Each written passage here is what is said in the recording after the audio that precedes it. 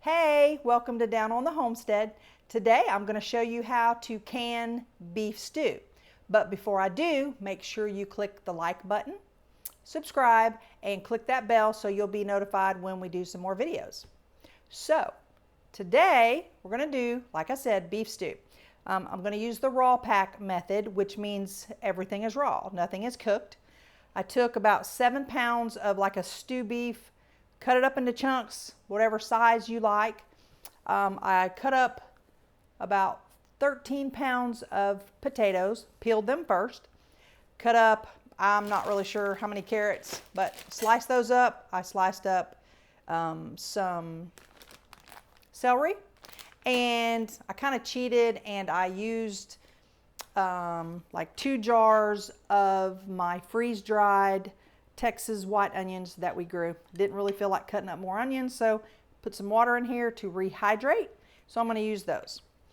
So what I'm going to do first is I have a huge bowl. I'm hoping that I can get everything in here. So we'll see. A lot of people, when they can beef stew, they will take a jar. They will take some meat, put in a layer of meat, then they'll do a layer of potatoes, and they'll do a layer of carrots, celery, onions, whatever you want to do.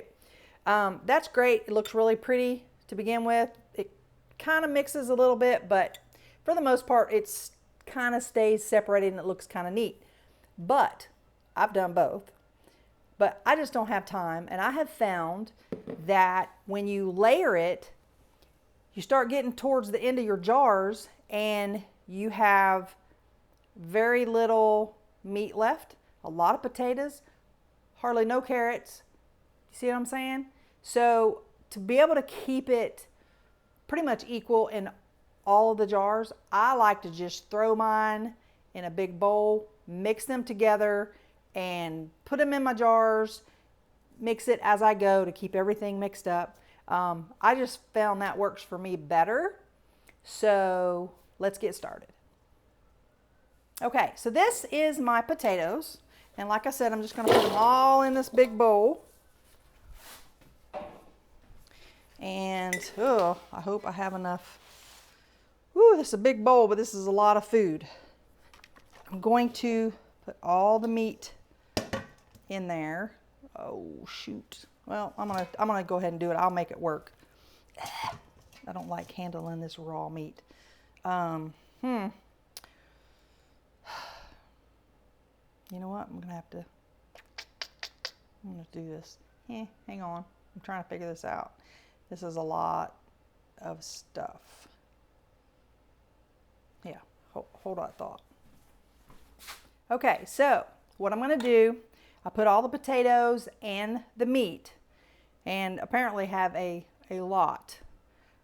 So I'm going to take another really big bowl, and I'm going to take half of the meat, half the potatoes, split everything else, and I'm just going to have 2 different batches because there's just too much, and it's going to be, I'm not going to be able to mix it real well. So that's what I'm going to do. All right, so because I have so many potatoes and so much meat, I'm going to have to split this up into 2 bowls. So since I don't like handling meat raw, I'm going to just go ahead and put on gloves.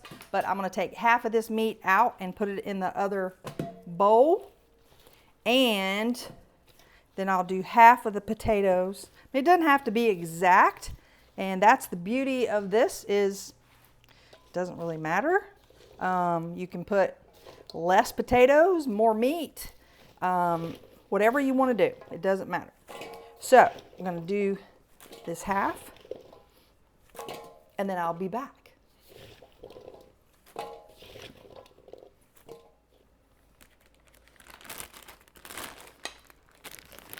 All right, so I have the carrots. I'm going to pour about half of those in this one, and half in that one. And like I said, I peeled the carrots first and then sliced them. I didn't have as much celery, so I'm just going to do about half of that. That's why I added onions. I don't generally add onions because it tastes fine without it, but my husband likes onions, so I decided to add the onions.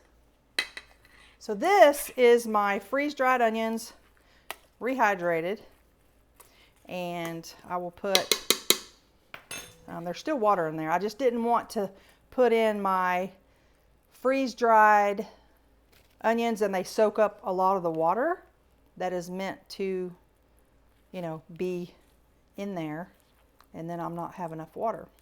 So, oh, they smell so good. You gotta love freeze-dried food. Makes it so easy. And I plan on doing some freeze-dried videos. So we'll get that pretty soon. It'll be kind of some basics, and actually if you're interested in a freeze dryer, I have a link below and you can just click on that. It'll take you to Harvest Right and you can check that out. So this is my concoction, and just mix it up. It smells so good. It's like so simple. People think that this is really hard, and it's not. I think the biggest thing for people, a lot of people that are new, is they're kind of intimidated by a freeze dryer because, you know, they think they're going to blow their house up, but you're not. Trust me, if I can do this, you can do it. It's really simple. So it's all you do, and like I said, it's easier to get everything a little more uniform and have equal amounts of these ingredients in each jar, especially when you get down towards the end, the last of your jars.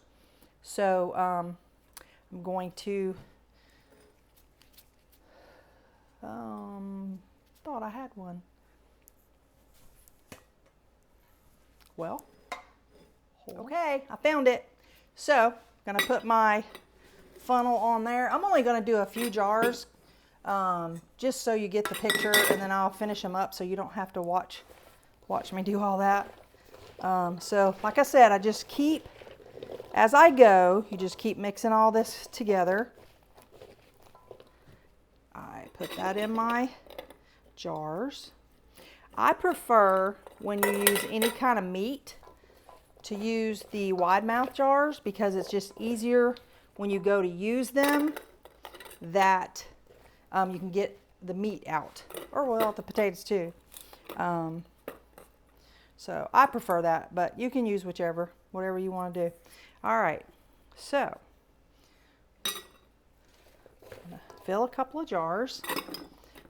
Y'all, it's so easy. This seriously is easy. Just keep mixing it up. When my husband and I were tired, we've been working out in the garden or the homestead, whatever we're doing, or we get home from somewhere and we're just too tired to cook. This has been so nice because we're like, God, we don't feel like cooking, and we can get out a jar of this, open it up, we can add some thickener, and you can add a little gravy if you want to, whatever you want to do. I don't do that at the beginning. I prefer not to add thickeners and stuff in my jars. So anyway, just push that down in there. I don't pack it hard, but there you go. Put that over there. So I'm going to use this again. And hold on. When I'm doing a bunch of jars, I just take a pitcher of water and just fill up my jars. Like I said, you want to go about 1 inch headspace. And just get that water in there. Like I said, this is raw pack and just cold water. My canner is cold. I have 3 quarts of water in each canner, and I put a little vinegar because I have hard water and it keeps my jars clean. So let me grab something. Okay, so after I fill the jars with water, I personally use a little bamboo skewer, a little wooden skewer, just because it's real thin, and sometimes when you have something like potatoes, it's hard to get something thicker down in there to make sure you get all the bubbles out. So I just use that, poke all that down in there. You'll see little bubbles coming up, and I'll do that to all of them. Make sure you get all the air bubbles out. And I know if you're a seasoned canner, you know how to do this. This is a little more detailed, so people who have never canned before can learn how to do this, because like I said, it can be very intimidating, but it's really simple. And I hope that after you watch these videos, it'll be easier for you. Okay, oops. All right, so it looks like I'm gonna put a little bit of water in this. Now, I don't add any bouillon. Some people do. I don't. I think it tastes fine without it. Like I said, you can add that when you take it out of the jar to heat it up. You can add gravy, you can add beef bouillon, whatever you want to do. So that's up to you. But I think it's great like this. Sometimes at night I'm tired. I just open it up, heat it up, and it's fine. So I take 1 teaspoon, because these are quart jars. Take 1 teaspoon of salt, add, just pour it right in there, and that's it. Then I take like a little napkin, and I put a little bit of white vinegar and wipe the top of the jars. You don't want any residue on the jars, whether it's from your fingers or from the meat or from the potatoes or salt, whatever. You just want to make sure that is clean, so you will get a good seal. And I'm going to get, I have the lids. You don't have to boil your lids. I do like to heat them up. I don't think you really have to, but I like to. So, like I said, it's not boiling. Take this with my little magnet magic stick. Put that right on there. And that's all you do. Put that on there. Take your rings. You don't even have to do it. You don't do it very tight, just like fingertip tight. And that's it. But that is beautiful. I like it mixed. Like I said, you can layer it. I just think this works better for me. So I'm going to finish putting all this in my jars. I'm not sure how many jars I'm going to have. I'm going to have a bunch. I've got 2 canners. They have a big one and a small one. Can't remember what quart they are. Both of them are Presto. So I know I'll fill both up, and I'll still have to do more later. So I'm just going to put everything in jars and have them ready to go. So I'll come back when I have everything in jars. Okay, I'm back. So I ended up with 14 quarts and 4 pint jars, but I can only fit between the 2 canners 7 in each one. So all of my quart jars will go in the canner. So make sure that you have a tray in the bottom. So I'm going to put these jars in the canner.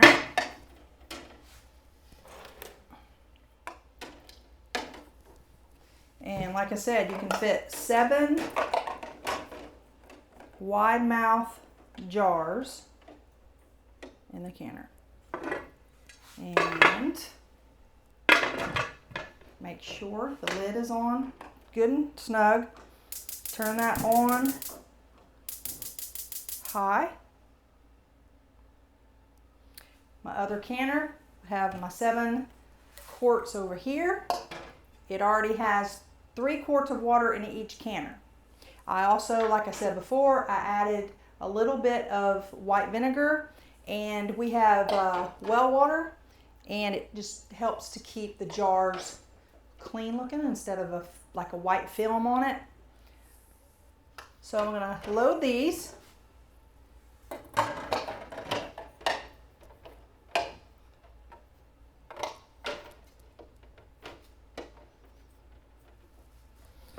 Alright, put the top on. Make sure they're good and snug. Goes on high. And I will wait for these to start venting. When you start seeing steam coming out steady, at that point you don't put anything on there. You don't put a weight on there. You just wait until it starts venting. Then you start your 10 minutes, and I'll show you when we get there. All right, this one has started a little steady stream. So I'm going to start my timer. Try not to get burnt. 10 minutes. So I'll let it vent for 10 minutes, and then we'll put the weight on, but not until then. All right, so this one has been almost 10 minutes. This popped up already. So I'm going to take this weight and put it on there. All right, now you don't touch it. When this gets to 10 pounds, then I will turn the heat down and can these quarts for 90 minutes. You'll have to keep an eye on your the gauge. Turn it down slowly. Keep turning it down. On my stove, usually the setting will be, I'll end up down to like 1.5 to 2. So anyway, this one is finally just starting to vent a little bit. I'm not sure why. It usually vents before the big one, but it's rocking and rolling today. All right, so this one has reached 10 pounds, which is what it should stay on. I'm going to turn mine from high to about a 5.5. Don't want to turn it down like all the way to low because it's just not really good for it. So I'm going to turn it down. See, it's creeping up to about 11, so I'm going to turn it down to about a 3 until I get it situated to where it stays where it's at. This other one has been venting finally for a little while, and here probably in about 4 minutes I will put the weight on that one. Then we'll wait till it starts rocking and rolling because they're different. This one is a gauge.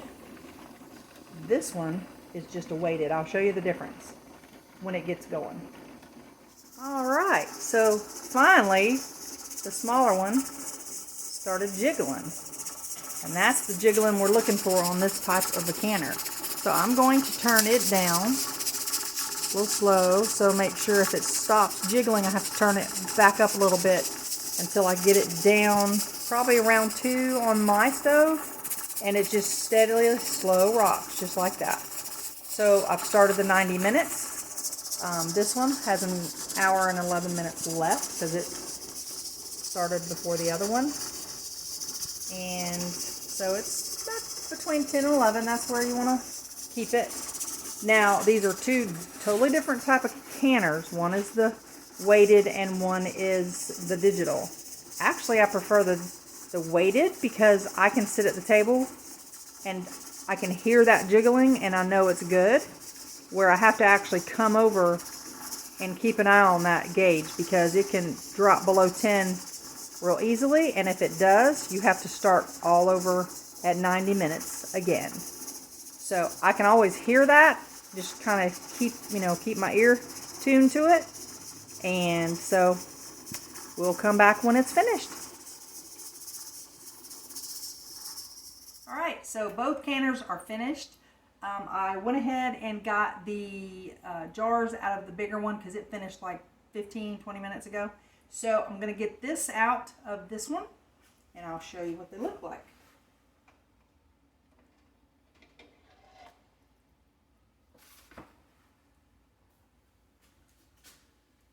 Good, huh? So for the new canners, I want to let you know when it's finished at 90 minutes. I didn't go over this a little bit ago, but when the 90 minutes is up, you turn it off and you walk away. You do not touch the weight, anything. Just turn it off and walk away. I've found that it takes about 30 minutes, sometimes not as long, but so 30 minutes, and when the gauge goes to 0 and that little the other gauge pops down, then you can open it. And make sure when you open your canner, when you open it, you lift away from your face because you will get a steam burn. So just make sure that you do those things. Everything will work out.